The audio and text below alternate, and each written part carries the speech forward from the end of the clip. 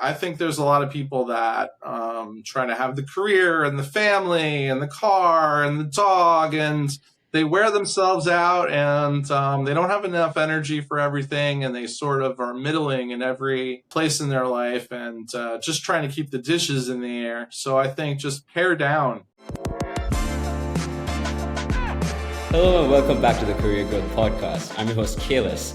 I think everyone has experienced a dip in their productivity in their lives. It is a very painful, process, kind of dragging yourself out of that slump.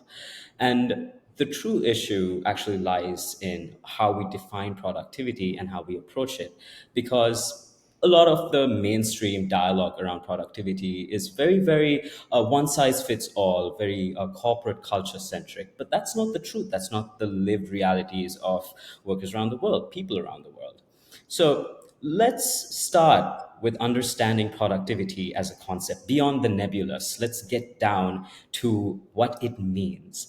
And here to help us actually discover the different ways people interpret productivity and how they approach it is Philip Perry. He's a content manager, science writer, entrepreneur, and world traveler. And he has a interesting and personal story and a journey to share with us today. Hi, Philip. It's so nice to have you here. It's great to be here. How has your day been so far? Well, I just started, so I'm here in It's New pretty Jersey. early for you. Well, it's a little past 8 a.m., so not too bad, but I'm an early riser anyway, and I know it's nighttime where you are. It's getting there. It'll be there soon. But you know what? Time zones. I'm just really glad that, you are a morning person. I would hate to have to, drag someone out of bed for a podcast. I don't think that's worth it. At 8 a.m., no, sir. No, thank you. I appreciate it either way. But it's really nice to have you here in the AM. So let's just explore your journey so far first. Sure. How did you start out and how did you get to where you're at today? Well, I mean, I'm 47 years old. So when I went to college, most people go to college to get a career. I went to college to be educated. I was actually a history major, and I wanted to know how the world Right. got this way. And I was kicking myself in my 20s because the economy in the early 2000s wasn't that great, and it was hard to find a job and to settle in somewhere. And as my hobby, I was always a writer, so I was always doing writing. And I was very open to different jobs, different positions, different ideas. Basically, ended up working for an NGO. I lived in Africa for 3 months and did development work there, and I wrote about my experiences. I always wanted to be a writer, but they said not to bank on that because you never know if you can make that your career. So I just had it as a passionate hobby. And what I did was I didn't take on a lot of debt. I didn't buy a lot of things. I didn't start a family. I just kind of focused on, just developing myself and learning about the world and writing as much as I could whenever I could. After that, I did 2 years in South Korea as a teacher, and I got interested in North Korean defectors, and I started interviewing them in my off hours. And I landed in an Australian foreign affairs magazine, and that kind of launched my writing career. And from there, I became a health blogger. I started my own blogging business. I became a writer for a website called Big Think, which has over 3 million followers. And then I started writing science articles, and I was working like 12-hour days. I was doing 2 articles a day for a freelance gig, and I was actually doing really well. But then that kind of fell out, and I needed health insurance because we don't have universal health care in the US, which is how I ended up in my current position as a content manager, social media manager for content for websites and for social media for a research organization in Manhattan. But basically, I kind of made my passion my career, writing. And I'm still writing. I'm still working on a novel, short stories. I've had one short story published in a British literary magazine called Hack Writers, haha, which is a funny name. And still moving forward. Yeah. So That is a very, very diverse journey right there. How did you go? I mean, I'm a writer as well. And I've said this so many times on this podcast, but every writer I meet seems to have the most ridiculous backstory. It's like the most ridiculous backstory, but it's just ridiculous as in it is like their adventures is what they are. It's like a real life D&D campaign. And it's just, you went to South Korea, you started interviewing defectors, and then, everything. And you're working on your novel, short story. I'm really glad to hear that. I'm really glad to hear people are still writing with their own hands. It's very important and special to me. Hmm. But yeah, so really, really interesting journey, which kind of brings me to our next question, which is productivity. Because you've done so many different things in your life, and of course, you've had a very different, non-traditional approach to your career. Like you said, you went to university to be educated. You didn't go with the idea of, hey, I need to build a career based off of this particular degree that I'm doing. So from that point itself, to me, it looks like your approach to productivity would have been different because usually when people think about when they talk about their careers, right? When they talk about maximizing productivity, they mean it in a way to further their careers. So I want to know, what does productivity mean to you? And like, how did you approach it when you were, when you first started working? Well, I think part of it is something, you really have to choose something you're passionate about. I didn't find anything that I was really passionate about in my 20s, so I guess the journey became my passion. And I didn't get locked in. A lot of people get anxious and nervous and say, well, I need to get a career path, and they want to take the safe path. They want to take the Yeah. path that their parents are pushing them into, because they think it's what's expected of them. And, I didn't think that way. I don't know if it was because, I don't know, I guess I was just more motivated to see what was out there. And I just went for it. So part of it is passion. You have to pick something you're passionate about. If you're just dragging your carcass through the day because you think it's something that you should do, that energy and that passion isn't going to be there. I was passionate about writing because I thought there was really important stuff for people to know. And, the other thing is I think you kind of have to take your ego out of it. If you feel like you haven't been productive enough, you can beat yourself up, and that's only going to make you feel worse. I feel part of it as humans is we have to kind of manage our emotions. And if we can get ourselves in the right emotional space, then we can be sort of a vessel for productivity. I don't really see my writing or myself or my work even as something about me. It's kind of like I'm the vehicle for this thing to be completed, and I just want it to be done in the best way possible. It's not really about me, it's more about the product. Yeah, that's really beautifully put, actually. Thank And you. uh, yeah, it was really poetic, and I'm just I don't know, I'm not getting emotional over productivity right now, am I? Okay, very poetically put, but that got me wondering. You've been writing about productivity yourself I over the have. like, yeah. So what led you to that? Why did you start writing about productivity? Well, part of it is because I actually have ADD. I was, in high school. They found out about that, and I don't know if you know about the philosopher Alan Watts, but I like to study philosophy, and I think Eastern philosophy is very interesting. And he would always say that like the world is kind of like a river, and you can either fight the current or you can go with the current. And if you learn to go with the current, you can put up a sail and you can direct yourself. So this is the way my brain works. So I figured out, Yeah. instead of beating myself up and shoving it under the rug and trying to be like everyone else, I said, well, this is the way my brain works. Let's figure out how to work with it, how to go with the current, how to put up that sail instead of fighting it all the time. So I found some strategies, but mostly I feel like it's kind of like, because everybody's also different, even if you have, a neurodivergence like ADD or ADHD. I think they call it all ADHD now, but there's the hyperactive kind and the non-hyperactive kind. I'm not hyperactive, as Yeah. you can probably tell. But I mean, I've only ever seen you on a screen. I that's mean, right. I don't know how you live your life, Philip. That's right. I'm not bouncing off the walls, so that's that.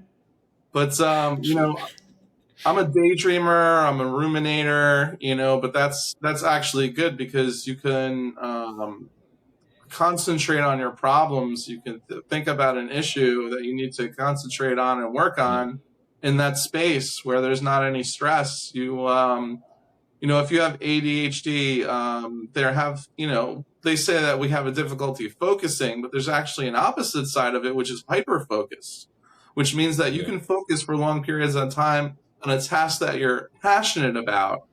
So I found a way to tap into that hyperfocus so I can actually finish. My colleagues at Big Thing could do an article a day. I could do 2 articles a day. In my current job, people can write, 2 landing pages. I can do 3 landing pages because I can focus for a long time for 2 hours. And yeah, then, but after that time, my attention span is shot. So then I need some time to recoup, some time to recover. So a regular manager, back in the day would say, you're supposed to be at that desk for 8 hours a day or 7 hours a day. That doesn't work for me, but I can get 4 hours of work done in 2 hours. But then I need to go take a walk. I need to listen to a podcast for a little bit. I need to chat with someone, a colleague, something like that. So, I mean, it goes back to Socrates, know thyself, right? know Or thyself. even, or even Shakespeare, to thine own self be true. If you know how you work, you can sort of engineer your day to get the most productivity out of it. But it takes a lot of self-reflection. And a lot of people Yeah, don't have that. And a lot of people don't have the patience for it either, I find. yeah, But sometimes if you slow down, slowing down really is the best way to speed up, you know? yeah, People talk about multitasking, and that's a great way to, do a terrible job on 2 or 3 different things. I focus on one thing at yeah, a time.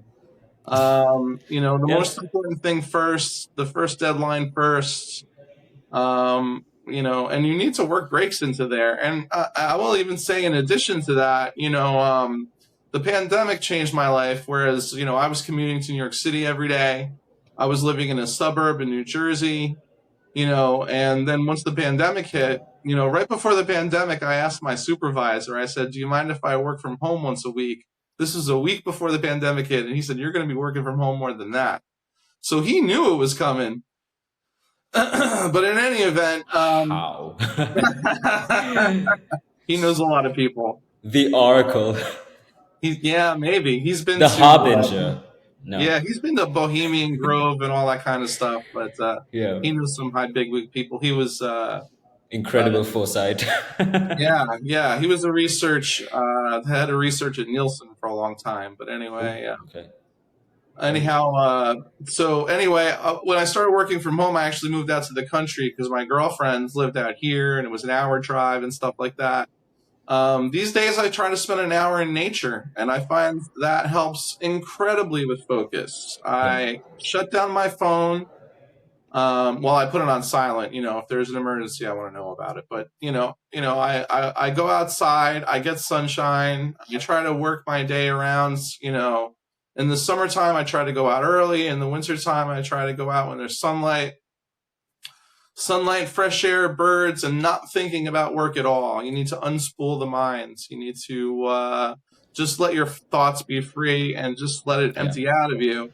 And when you're not thinking of work at all, when you have a difficult problem, oftentimes the solution will come to you because yeah, you've let that space occur. And a lot of times people bite down and they try too hard, and you're not letting that space open up, and it's not going to come to you. When I'm struggling to find a word, I find that when I'm not trying to think of it is when it'll come to me. But if I try to grasp at it so hard, it'll slip through my fingers like sand.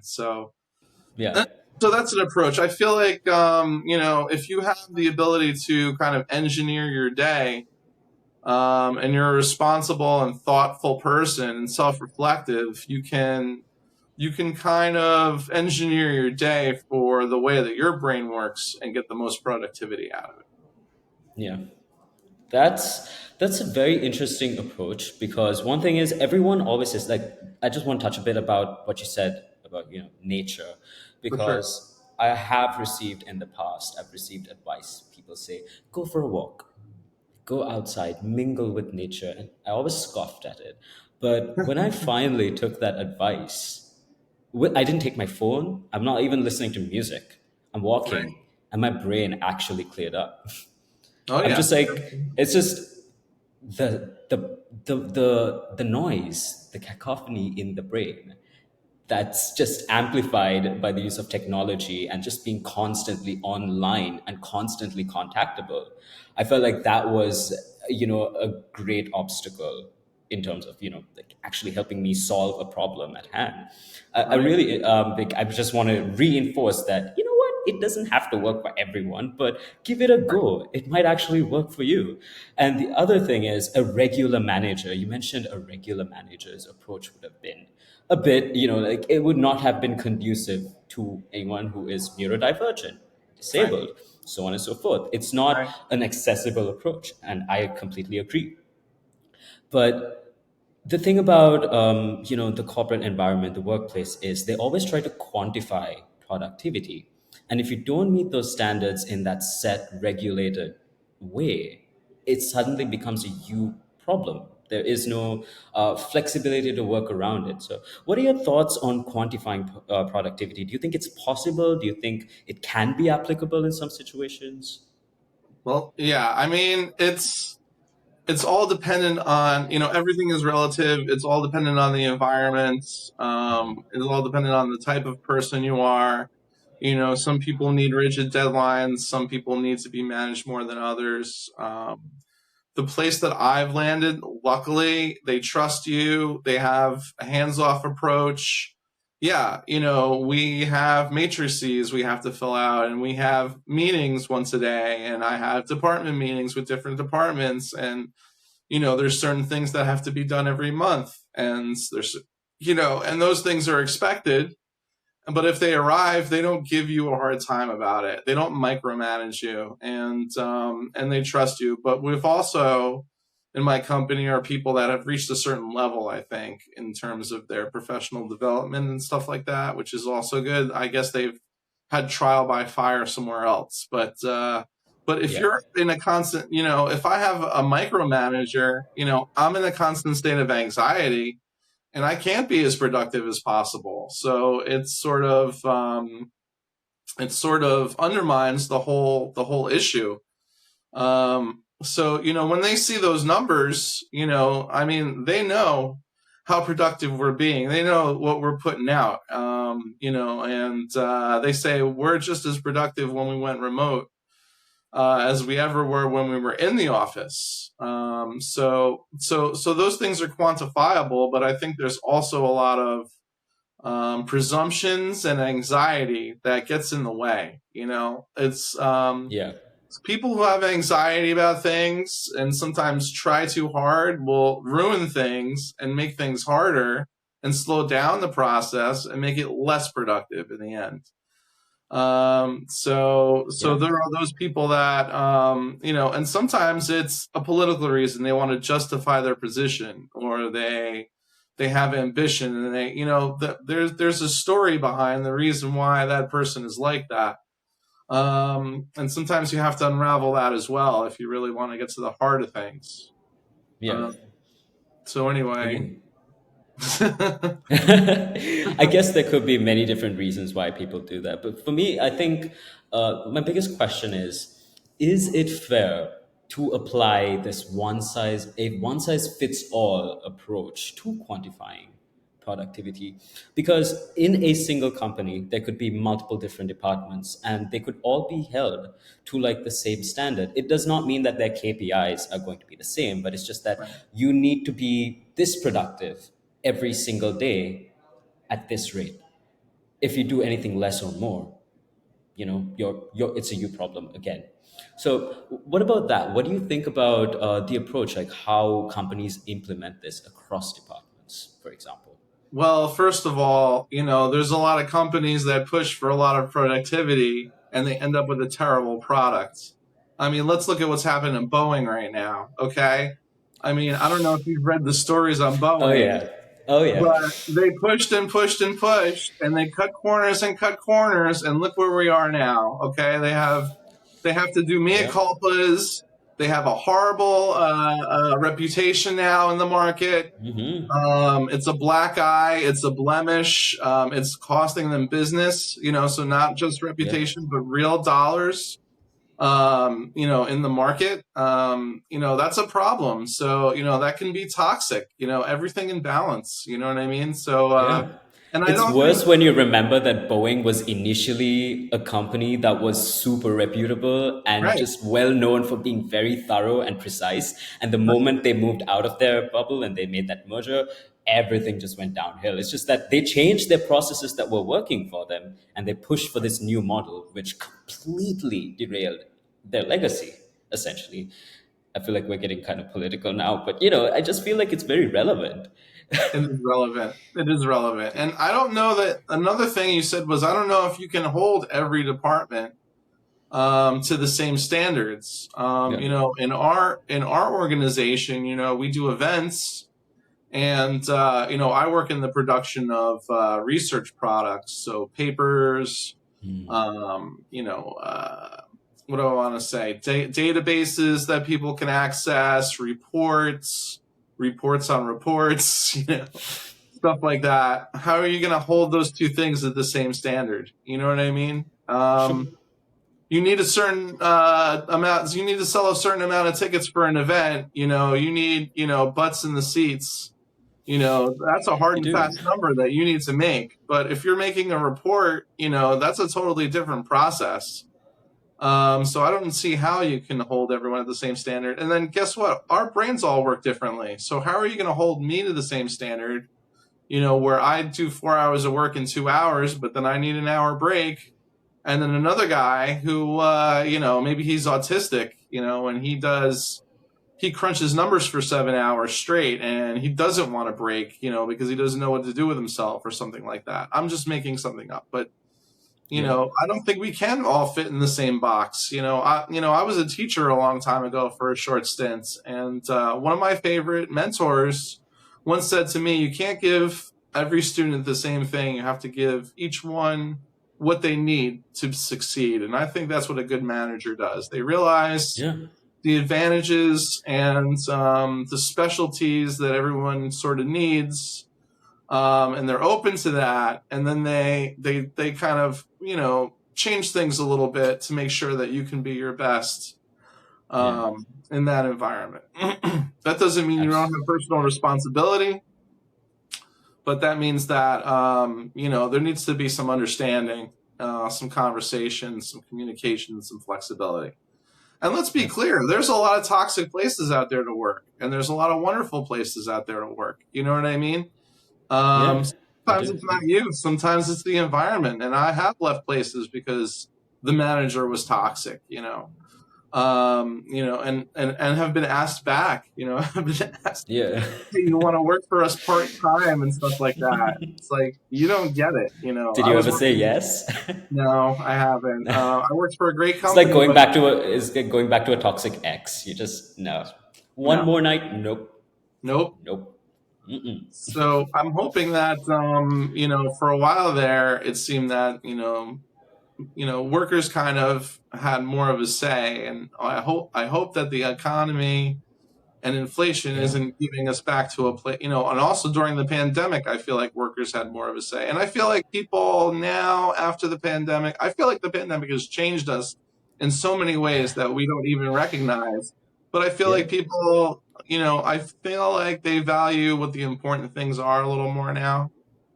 And they're not going to take I'm just going to throw myself into the thing and let it consume me, and, never see my family and all this other stuff. That I think that we value life a little more now. So we need to reconfigure the way that we Absolutely.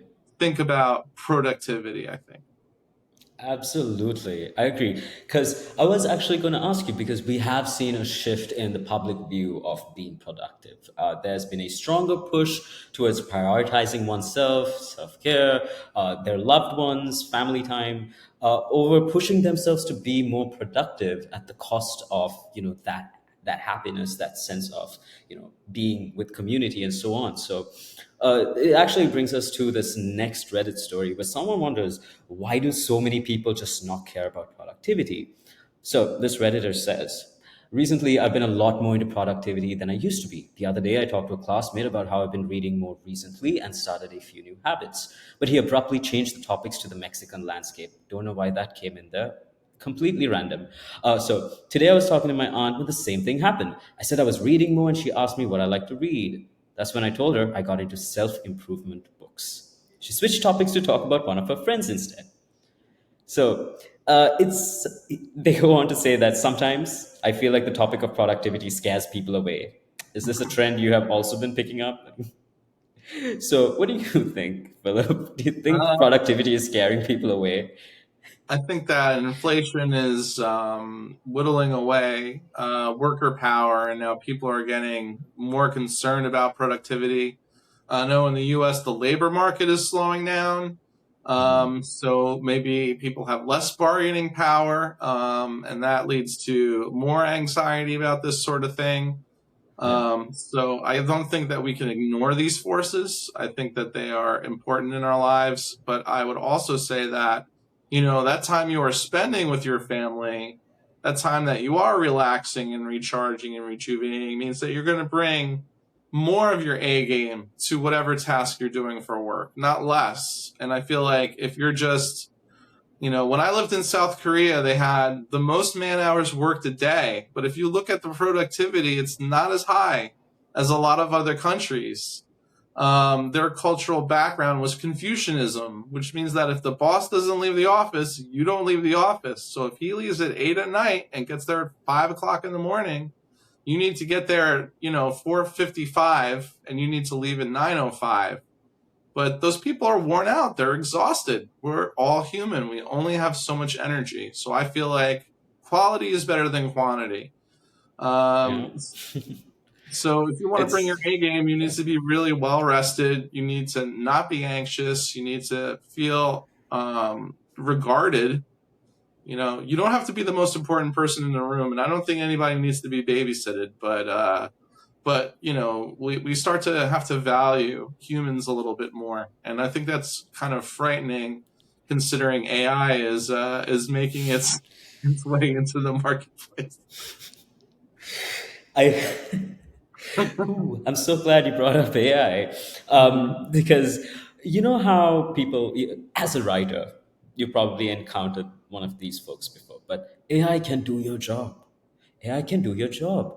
AI can do your job. What would you say to those people? Just like a real quick call out. Why not? I think that that person is absolutely, you're out of your mind. That person is out of their mind. Well, I would say that they are naive because they haven't actually played with these programs. We are using these programs at work.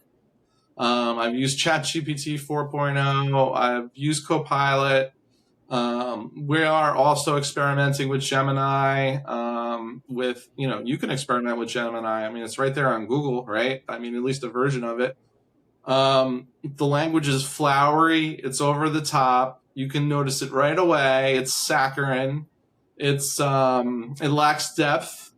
If you're a researcher and you want to know where things come from, it does the worst literature reviews you've ever seen. It doesn't know where the information came from. Okay. Yeah. You know, um, Talk about marketing. A lot of marketing is making an emotional connection with your reader. Okay. AI is not going to be able to do that in a significant way. It needs a lot of oversight. It needs an editor.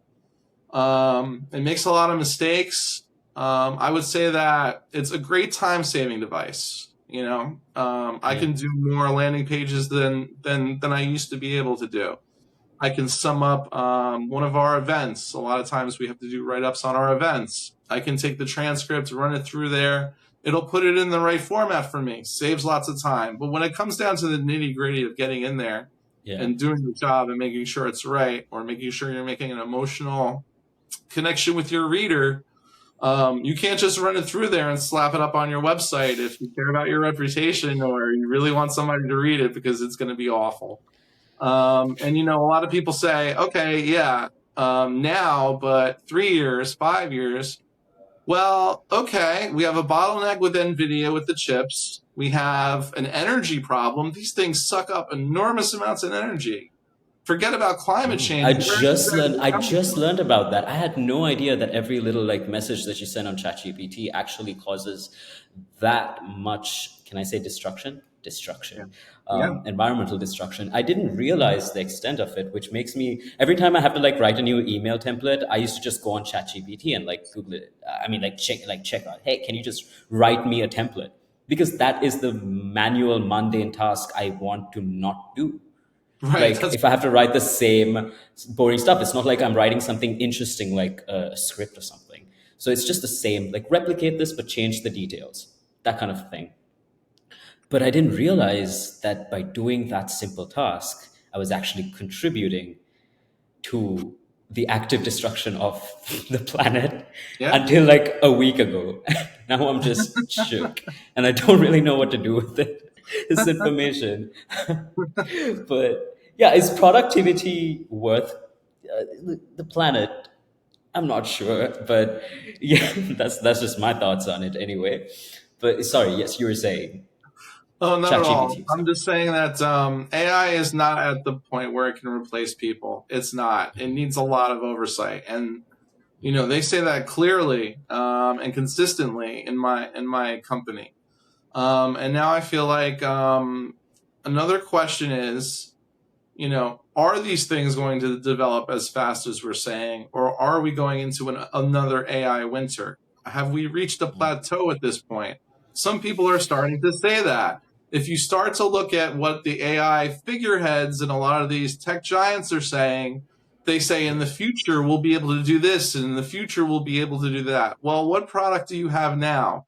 I think that they're signaling to Wall Street, hey, we're still doing great. Keep pouring money into us, but I don't think they have a product now. The last 4 iPhones that came out, what did they give you? A better camera? The The last same thing Pixel. Samsung has given me for the past 10 years. I'm just saying, So, like, what do you mean? Why are these new features? I've had them for so many years. I'm so confused. so I think they've plateaued for a little bit. I don't know how long it's going to last. I don't know if Moore's law is going to hold, where every 18 months we get more compute. But and Yeah. then there's the question of privacy. They've trained these things on the entire internet, okay? And there's evidence that it might have breached firewalls. How do we know? Nobody has investigated this, but Scientific American wrote an article about it. So it might have already violated our privacy. And now, since it's been trained on all the internet and they're starting to unroll it and let people sign into it and use it and stuff like that, where are they training it now? I think they're training it on us. I think workers and other people are the new training models because they've run out of information to train it on. What is it? Am I to, train my replacement, or am I becoming I the mean, secretary to ChatGPT? I'm not really sure, but yeah, it's a I mean strange that's kind one. of what they mean by like learn how to code ChatGPT is what they're now saying. It's basically you have to learn how to do this thing for ChatGPT to do the work for you on your behalf, which is also just weird because Google Docs, Meta, they're all utilizing our content to now Right. train AI, Right. right? Like anything that you have on Google Docs, gone. Any photos or videos that you have on Instagram, Facebook, training AI right now. So at this point, it just feels like all of human creation is just sort of barreling to this inevitable, outcome where everything is going to be funneled through the AI, the AI, and then eventually, I feel like we will face the final plateau, not just information, but a creative plateau where it's been like very Fahrenheit, you know what I'm saying? Yeah. Like it's going to get to a point where humanity just forgets how to do the things that we used to do when we were being creative at one point long ago. Remember in 2020 when we did that amazing ad campaign? Kind of like that. I want to be reminiscing about being creative in the past, is what I'm saying. But it's really no. Here's the thing. I'm gonna be honest. AI, when it was introduced, was a great tool for productivity when it comes to the tasks, the manual tasks. I'm saying like the stuff, the boring stuff, the stuff that humans do not want to do on a daily basis, the boring Right. stuff. It's great for, like consolidating a bunch of information that you gathered and being like, hey, put this, bullet points, stuff like that, which is why it was a great tool to aid in productivity for so long.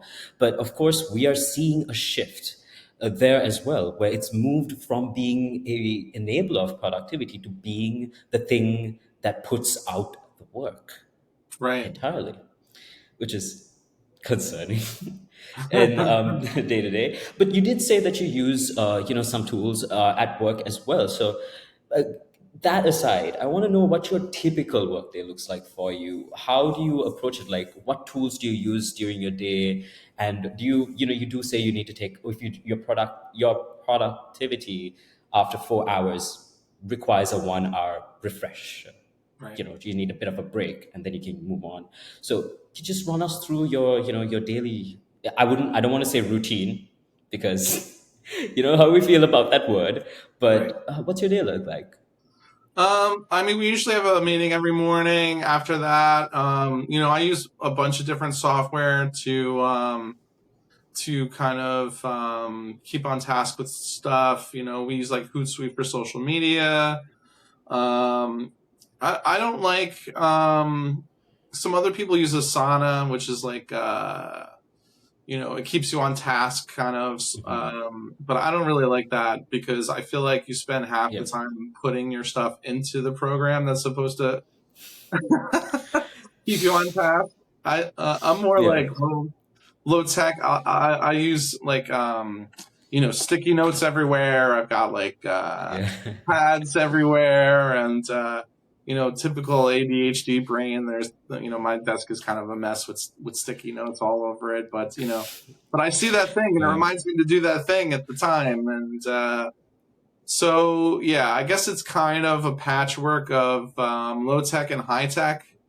Um, but it's a lot. Once a week I schedule all our social media. Then one day I'll write a bunch of landing pages for new reports coming out. We have a newsletter I do every other week that I'm the editor Yeah. on. So I edit that and keep that on track, and keep in touch with other people in marketing who are doing the images and the layout and all that stuff. Um, what else? Yeah, just I like I said, I'd say a mix of high tech and low tech, but I grew up in the days of sticky notes and pen and paper, so I'm still kind of leaning more Yeah. towards that. Well, you say that, but I also grew up in the era of pen and paper and sticky notes because, well, in Sri Lanka, everything comes a few years late. So my childhood was basically just, we didn't have computers, we didn't have unlimited internet, we didn't have any of those things. So it was just mostly just, hey, if you had a piece of paper with a pen, you would just write all. I had a little booklet which I used to use for all my like to-do lists and to keep track of my tasks. And that I feel like is I'm looking at my to-do list right now on this same book in front of me. And I'm thinking, this was my childhood, but this is also my adult life now.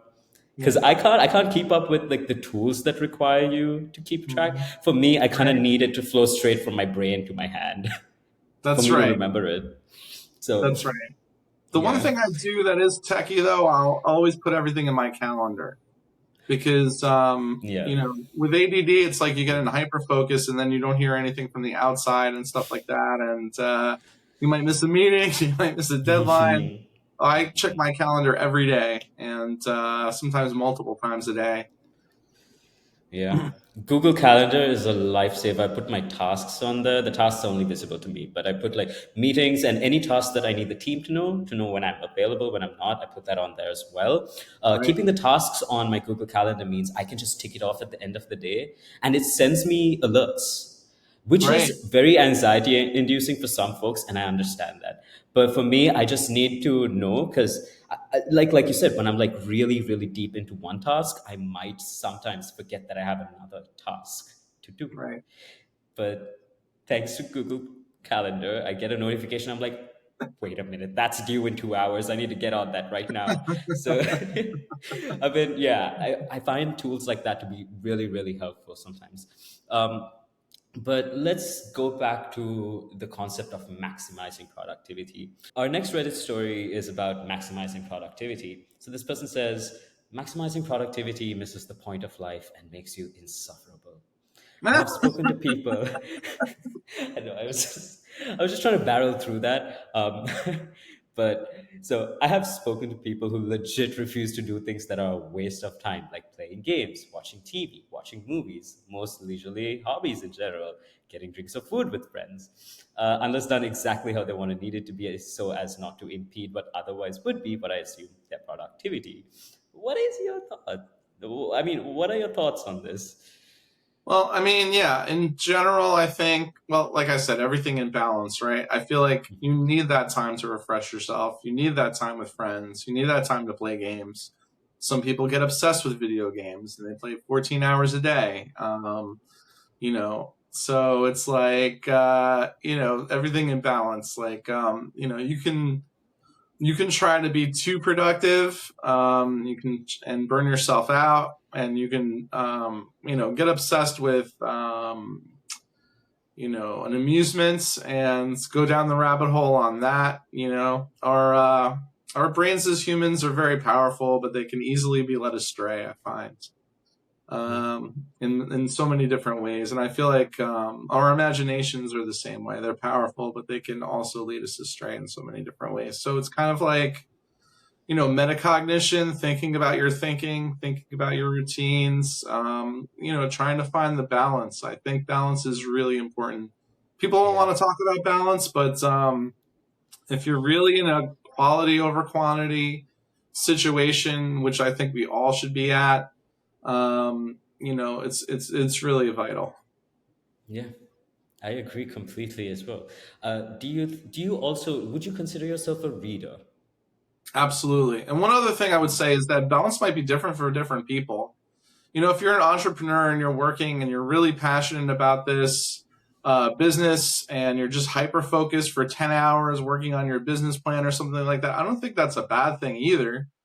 You're at where you're at, but I think, when that time finishes, when you start to come down from that, then you need to refocus and sort of reconnect with friends and take some time off and stuff like that. Like, you can go with the ride, but when you feel yourself starting to burn out, I think that's when you need to kind of regroup. Yeah, absolutely. The reason why I wanted to ask again is, as a reader, do Yeah, you find it easier or harder to sit down for hours at an end and read with your ADD? I know a lot of other people say that it's difficult. I don't find it difficult at all, but for Yeah. me, I have to be interested in what I'm reading. Yeah, that's perfectly fair. Do you feel like the hyper focus kicks in when you are interested in the book that enables you to actually go through the whole thing at a Oh yeah, stretch? oh yeah, Ah, absolutely. Yep, that's the spot. Is the perfect yep. spot, right? Yeah. So, so it's to me, I feel like that's a productive thing to do, like to Yeah. sit down and read. I feel like that is a productive thing to do, and how people define what's productive and what's not in someone's life is very different. Like you ask somebody else and you say, "Hey, I read this, this novel over the weekend," and they might be like, "Why didn't you just clean your house instead? It's a mess. You could have been more productive that way." you know, um, it's just that the mentality of people when it comes to productivity is quite different. I feel, and we're constantly at odds if you're on either end of the spectrum. But again, like you said, balance is everything. I can easily play video games for 4 days straight if I uh, chose to, so easily, like so easily. But I don't because I have to work. That's the only reason. No, no, I'm kidding. But balance is very, very important. Mhm. But do you have any personal processes that helps you get to that like state? Because here's the thing, doing something you're passionate about is great, but not everything in life that you need to do will be something that you're passionate about. So how do you actually get yourself to do something that you're not passionate about, that you have to do? What Well, gets you through that? the first thing I do is kind of just take an emotional check. Sometimes Yeah. I don't know. I want to say that sometimes there's two people inside me. One is like the responsible adult, and the other one is the frustrated child that just wants to, lash out and Yeah, say this is unfair or go play or, so it kind of, what mindset am I in right now? Like, am I in the mindset and the emotional state where, okay, yeah, this is a task I don't like to do, but I had to do a spreadsheet yesterday, for instance. It was yeah, beautiful weather outside. I knew it was going to get really hot by noon or something like that. And, I was just tired. I wasn't with it. So I took my walk early and then I came yeah. back into my task. And then, it's also a task I don't really want to do. So the little kid in me is like, why do I have to do this spreadsheet? This is ridiculous. I'm more brilliant than this. I can't get somebody else to do this. So then, I played a podcast. I put on music I like. I have a little Yeah. snack with it. I take breaks and I, text it with a friend for 10 minutes or, I don't know if you know the cartoon Adventure Time, which is I very do. silly. Yeah, that's only 10-minute episodes. So sometimes when I'm just like at my limit where I'm like, I can't look at this stuff anymore. I'll take a 10-minute break and watch an episode of Adventure Time. So sometimes it's just regulating your emotions around a task and finding little treats or tricks to motivate yourself, carrots and sticks, as it were. Well, I guess for me, more Yeah. carrot than stick, but Yep. That's a great approach. I personally do also take little breaks where I need to watch something that turns my brain off. Like if it's yes, something heavy, it's so stressful. Yeah, that's like right. I can't relax. Like it has to be something that is so childish that makes the inner child happy. That's So right. for me, it's like The Simpsons. Perfect. I don't have to think when I watch The Simpsons at all. So my favorite is the Treehouse of Horrors Oh, yeah. episodes. They're so fun Yeah, because they you get are. like you get like three different stories in each episode. So my brain does not really have to keep up with anything. It's just like okay, next, and then I'm done. So I find that would be really helpful. Like I feel better after that actively. I think my brain just needs some downtime. Yep. The Simpsons is a great way to do it. So no shade. No. Like no shade. I'm serious. Like it's a great way. Like it's perfect show. So okay, now I'm going to get in trouble. I just called it a perfect show. Uh, so we have one last Reddit story. Okay. And this kind of it goes in line with our previous question is that this person has fallen into a really bad pattern of being unproductive and they can't get out of it. Long story short, they've always been a person that when given a task or a thing to do, they will do it. But when they have nothing or nobody to push them, they can't bring themselves to do much. So they're Mm. really, really struggling with this. And what advice would you give to this person who requires or relies on something to push them to get to that level, to lead them to be more productive?